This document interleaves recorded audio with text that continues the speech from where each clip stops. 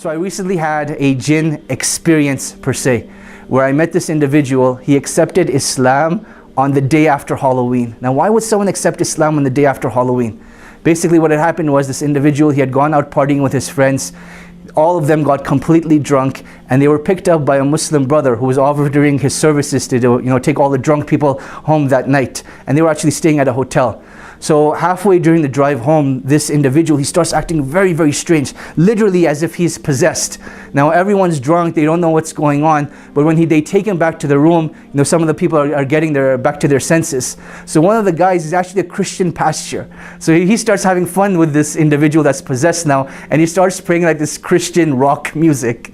And you see the video, this is all recorded by the way. And they're playing the Christian rock music, and the jinn isn't interested at all. He's like passing in and out, zoning in and out. Then the brother's like, you know what, let me play some Quran. And in the video you see this brother, as soon as he starts playing Quran, then all of a sudden the jinn, literally it freaks out, and it like jumps off the bed and onto the floor, covering its head with the pillow, so it doesn't hear the Quran anymore.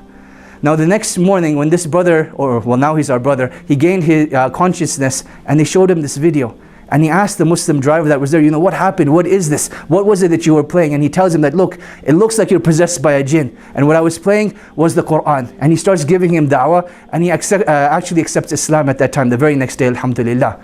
So now the story continues. As this brother accepts Islam, each and every day, he starts seeing a dream where he's inside the bathroom, he's looking inside of a mirror, and then all of a sudden there are these scary figures just around him, and he start lifting him up through the ceiling.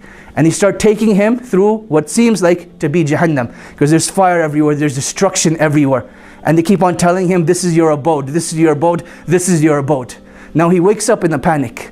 Now what continues for the next couple of days is that even though there's nothing physically there, everywhere he looks, he sees in the Arabic language, your abode is with us in the hellfire. So at that time there was a sheikh that was visiting from out of town. He asks him, he's like, look, this is the writing that I'm seeing. He's never been exposed to Arabic, yet he's able to write down in Arabic, your abode is with us in the hellfire. And he shows it to the sheikh, and the sheikh starts freaking out. He's like, how are you able to write this? Where did you learn this from? And he tells him, look, this is what I see wherever I turn. And the sheikh tells him, look, it seems like you're possessed by a jinn, and you need to solve this issue. Now this concept of being possessed by a jinn, a lot of people fear it, and a lot of people may even actually suffer from this. So the question arises, how do we deal with this? If you're affected by jinn, you're affected by black magic, what do you do? Da da